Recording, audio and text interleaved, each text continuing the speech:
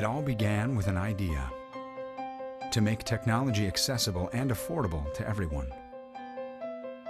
Because access to technology shouldn't be a privilege. Because technology is an essential requirement for human success.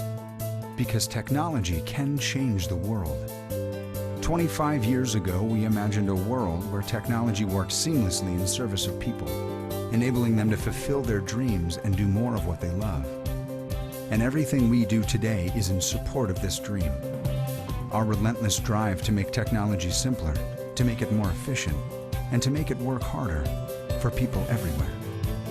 Every person at Dell works in support of one unifying purpose: to deliver technology solutions that enable people everywhere to grow and thrive. It's because of this commitment that we can say, today we are helping thousands of children in rural China and around the world realize their dream of an education. Today, we provide the tools necessary so scientists can be steps closer to discovering solutions to the world's energy crisis. Today, women in Gauteng, South Africa have a chance for a long and healthy life due to early breast cancer detection. Today, our environmental commitment is helping ensure that children in Sri Lanka won't have to suffer the health and environmental effects of e-waste. Today, we are helping small businesses open their doors for the first time all over the world. Today, we are providing technology that is enabling human potential everywhere. Because when technology works better, works harder, in service of people, they thrive. Communities thrive. The world thrives. And so do you.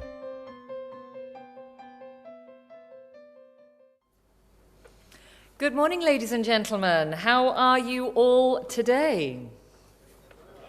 How awake are we on day 2? I hope more awake than last night at the Burj Al Arab. There was not a lot of response. So today we're going to wake you and shake you. So welcome to day 2 of the Dell Next 2011.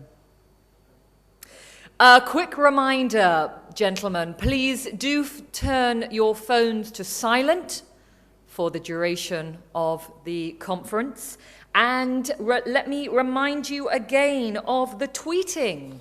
Remember that we have social media outposts outside in the lobby. And each day there will be 3 smartphones winging their way to 3 active users. Remember, when tweeting, you need to use the hash sign followed by Dell Next. So, gentlemen, do be proactive and enjoy the benefits of a one smartphone. So, let's get down to some learning today, and we are going to begin today's program with a talk by Arun Tewary. He is the Vice President IT and Chief Information Officer of Emirates Flight Catering in Dubai.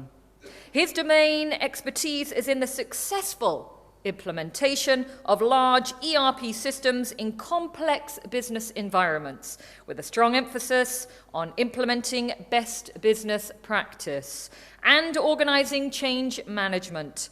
Arun has more than 25 years of experience in the IT industry. So Arun is going to be joining us and speaking on driving IT innovation efficiency through supply chain management. Ladies and gentlemen, please welcome Mr. Arun Tewary. Thank you.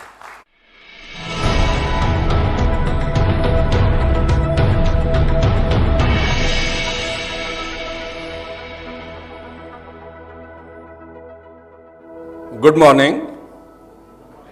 I would like a small correction. It wasn't 25 years. Do I look so old? It must have been lesser than that. Anyway, the topic today is information technology and supply chain management. And before we proceed any further, I want to let you know I'm not a Dell customer. And I don't know what would be the statement when we meet in Dell Next 2012. It might be a different one, you never know. Another clarification or declaration, I'm not going to talk about cloud because of two reasons. Wherever I go, I either hear about cloud or I'm reading about cloud. So it has become a sort of too much now to talk any more on that. Other day what happened, evening, I just asked my wife, can we have some dinner? She was busy watching KBC and the guy was about to win 5 crores. She said, food is in the cloud. In reality, there wasn't any food. But then I realized how effectively the technology has been used. Don't get me wrong, I'm not being sarcastic on cloud, I'm just giving this clarification. And I'm sure during the day, a few topics would come on cloud. Before we proceed further and come to the main topic, I would like to be excused to take a slight diversion from the main topic. And why this thought came to my mind, I saw such a powerful audience here, CIOs, some industry stalwarts. It's a powerhouse of thought which is in this hall. And I thought it's a good forum to raise some of the dilemmas which I, as a CIO, having currently, and I'm sure many of you would be sharing a similar dilemma. On a regular interval, we keep hearing a new terminology. And kindly note, I'm not using the term technology, I'm using the term terminology. So we'll talk about cloud computing. Then we would start talking about virtualization. Virtualization is a good approach. If you look at virtualization, yes, it would reduce the footprint, it will save energy, it has got so many other benefits. But if I have to go in the cloud, specifically if I talk about infrastructure as a service, why should I worry about reducing footprint, reducing electricity and those type of things? In any case, the vendor would take care of those things. So on one side, certain segment of vendors, they would be talking about virtualization. Other side, people are there talking about cloud. I'm not saying whether this is right or that is right, or whether we should take that approach. I'm just trying to highlight the conflict between the approaches. And while we are evaluating, deliberating all those things, a new term would come, on demand. Last month I attended Oracle Open World in San Francisco. Then I was invited IBM event in Las Vegas. The theme was Oracle on demand. Next thing was IBM on demand. Everything is on demand. I have only one demand. Please reduce my AMC cost. Rest we will take care of. So while we are busy with all those things, if you look on the right side top, something else will pop up. And then you start evaluating those things. I have a stable environment. I have no issues. Why should I start looking into these things? Vendors would say, it will give you a TCO, total cost of ownership, over a period of 4 to 5 years, and then you would start seeing the benefit. Well, with a lot of difficulty, I'll go to my CEO, try and convince him we should go to cloud, we should get into virtualization. With all such initiatives, you would have an upfront capital expenditure. Okay, you will get return on investment after 3 to 4 years. But by the time you hit those 3-4 years, hypothetically, if you have gone into that, you will end up with ocean computing. Now another term. You start your journey all over again. What I'm trying to highlight here is, and I'm sure during the remaining of the session, we can ponder about these issues. The issue is, who is deciding on my behalf as to what is that we need, what is that business needs. And if you look at these things carefully, all these terminologies are being mostly propagated, projected, and being popularized by vendors only. Nothing is, a very small portion is coming from the business community.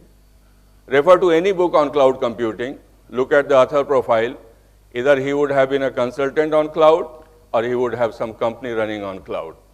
I haven't come across any book which is written by an independent individual who has got no business interest in that one. So I thought I'll just highlight some of these dilemmas, and then rest of the day we can make an attempt to really think over. I just wanted to say something. Currently we are in the, I'll call it, fourth phase of information revolution. Somehow this not coming properly, but anyway. The first information revolution took place when the humankind started writing on the wall in the caves. That was the first one. I won't exactly know, but thousands of years back. Second information revolution came when people started writing on paper. The paper was discovered. So it was a handwritten, so many people would start writing books by hand. That was the second information revolution. Third one happened when printing press got set up. That was, I think, around 300, 400 years back. And predominantly it was in Europe, specifically in UK and that area. And those days, anybody having a printing press would have been equivalent to today's Bill Gates or Larry Ellison and those type of. And around 60, 70 years back, the fourth revolution started. That was on information technology when computers started coming. And we all should be proud. We are all part of this fourth information technology revolution. And also keep in mind that what we have given to society so far is only technology. Information is still missing. We can have a very powerful ERP, we can have data warehousing, we can have data mining and those type of systems. And I can see a glimpse of information-oriented approach when Dell highlights its healthcare system and those type of things. But we have to still reach that place where we can say, yes, this fourth revolution is complete and it's completely information technology now.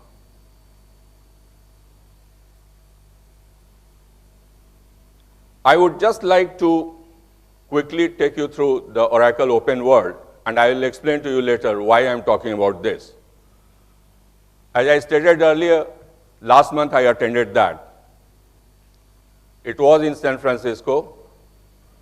IT industries, who's who, everybody was there. Notable absentees were no keynote speaker from Microsoft or IBM. And you are free to draw any inference out of that. Michael Dell was also one of the keynote speakers there, and he spoke very well. And he spoke more about the relationship between business and IT. Incidentally, he didn't talk about cloud. And he gave some statistics, like worldwide there are 1.5 billion desktops and those type of things. Good so. Larry Ellison keynote address, that was very interesting. Very informative, but he talked about Oracle Cloud. And I was a heartbroken person because I used to derive a lot of strength from him. Still 4 years back, he wasn't so much on the cloud. So I said, oh, you too? But he gave a good overview on Oracle Cloud, how aggressively and how powerfully they are launching it, and how it's going to help the entire business and those type of things. But at the same time, there was another keynote speaker there, CEO of Salesforce.com. I've heard Mr. Michael Dell twice, once in Dubai, that was around 3-4 years back. And wherever he talks a lot about Salesforce.com because Dell uses Salesforce.com quite heavily. But when Larry was talking or making an announcement about Oracle Cloud, he gave equal emphasis, time-wise and logic-wise and number of slides-wise, as to how much proprietary is Salesforce.com. You can get in, very difficult to come out. Now look at the state of mind. Till yesterday, Salesforce.com was one of the most frequently used success stories or examples when you used to come to cloud computing. Now suddenly, one of the biggest players of the industry is saying it's quite proprietary. And Oracle Cloud is based on standard products and those type of things. I have no problem with that. That's a true statement. What I'm trying to highlight is the confusion which came to my mind. Salesforce.com was the market leader in cloud, and now I'm hearing it might be risky. And at the same time, the Salesforce.com CEO is also attending the same convention. Why I raise this slide out here? Oracle on cloud, what was the message 4 years back? It wasn't there. Dell is one of the biggest users of Salesforce.com. That's a statement of fact. CEO of Salesforce.com was also participating in the event. I didn't hear anything in the defense of Salesforce.com. And the biggest thing which I noticed, when this conference was going on, Steve Jobs, he died. Undoubtedly, he is a legendary. He is one of the greatest souls of this century who has given a direction to technology.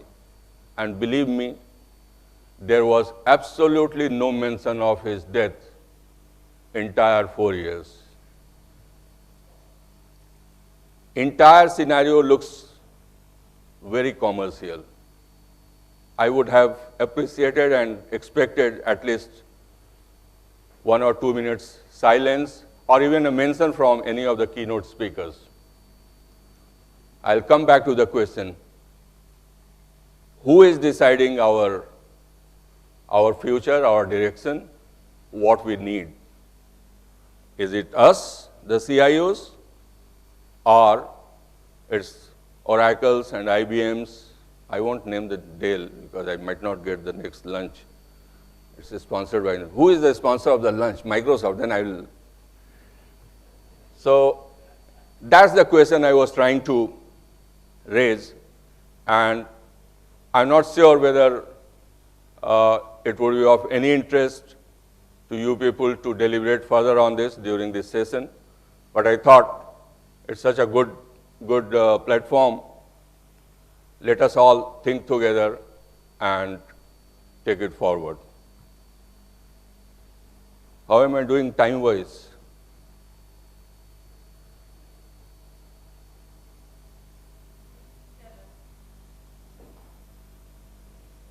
Thank you. Now, if you people can afford to see me any further, I can come to the main topic and quickly get through that. The main topic was supply chain. Supply chain over the last couple of years has emerged as one of the core functions for any organization. But the issue is the boundary of supply chain is not yet decided. Different people are free to look at supply chain differently. Few people would think it only deals with the stores related functions or transport or procurement. But if you look at the definition there, which of course I have picked up from somewhere, it's a synchronized movement of inputs and outputs. And what is the end objective? End objective is to come out with the goods and services to the customer in the most efficient manner. And when I was trying to develop this presentation, I was obviously going through web searches. And what I realized that Dell has used the technology in an excellent manner when it comes to supply chain.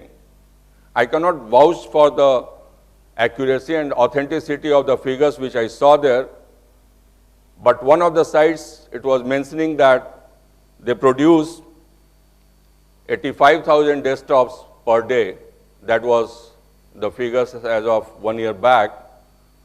Anybody from Dell can correct me. And they carry an inventory only of 2 hours. They don't have warehouses, and it's mostly make to order and get shipped to the customers. Fantastic piece of work. And if you look at Dell as an example, you can see the power of technology when it comes to supply chain.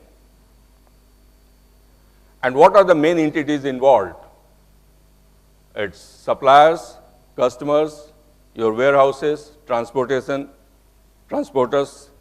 and manufacturers. These are the main entities involved in your supply chain. They're different organizations, they follow different type of theories, all depends what type of business you are in, just in time, available to promise, TQM, and so on and so forth. There are numerous methodologies, algorithms which the organization can follow, and the entire thing is addressing a logistics framework, and target is supplier, enterprise, and customer.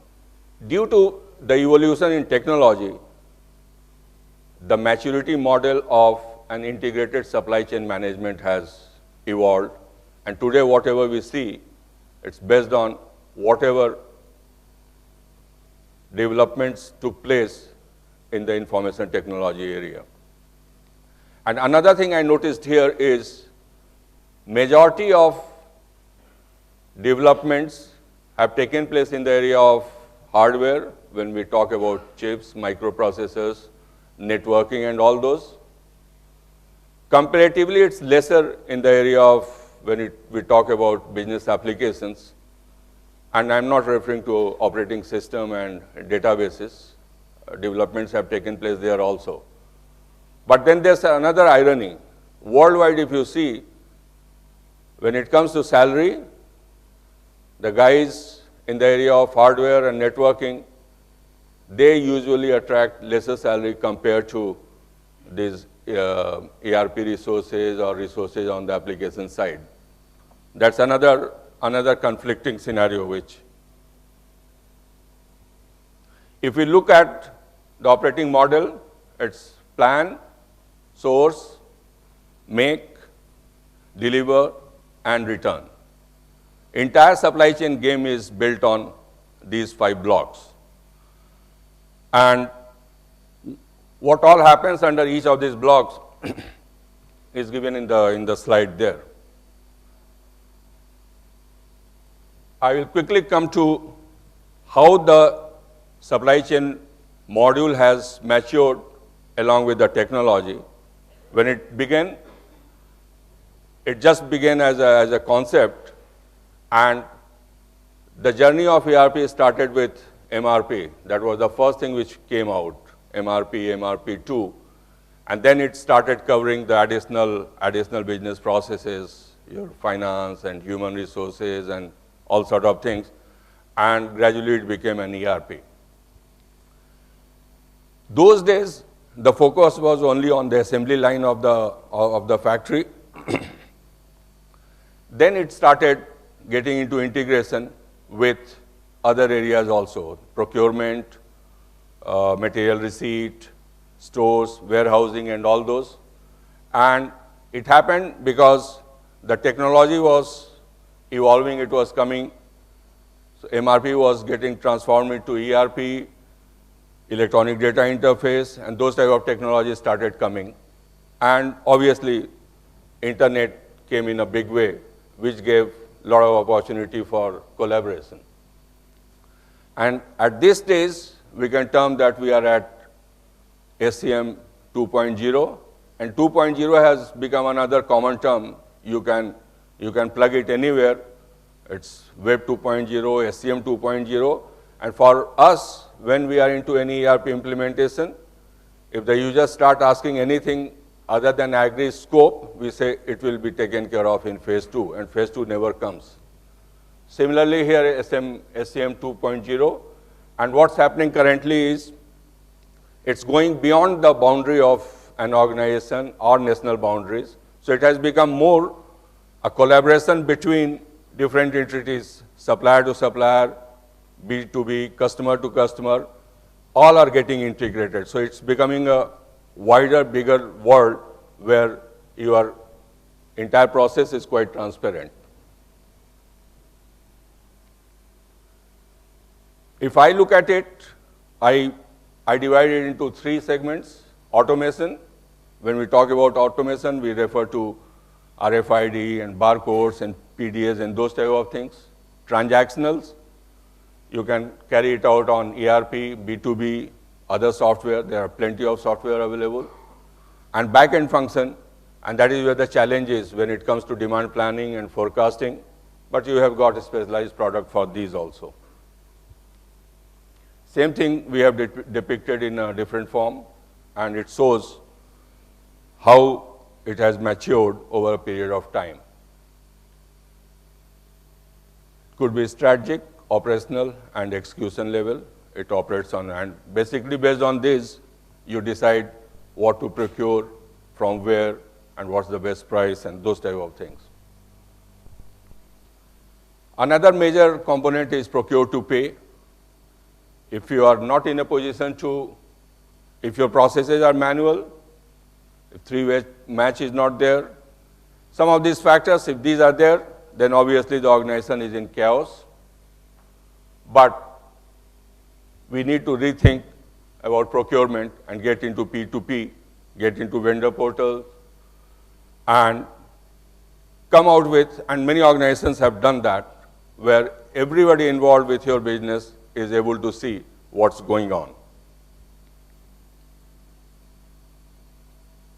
You can carry out these functions within ERP.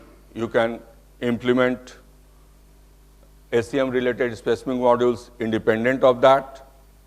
These are all different approaches which you can take. And finally, I would again like to highlight, where is the industry now? Is it under chaos? And where do we go from here? And should we allow these vendors to take decisions on our behalf and keep driving? Because I see a potential threat. Why all these things are happening? All these big players are trying to get into a monopolistic market. We have to be careful as CIOs. Are we becoming party to that? Because once you are in cloud with somebody, I don't think it will be very easy to come down. You will not get your dinner. Thank you very much.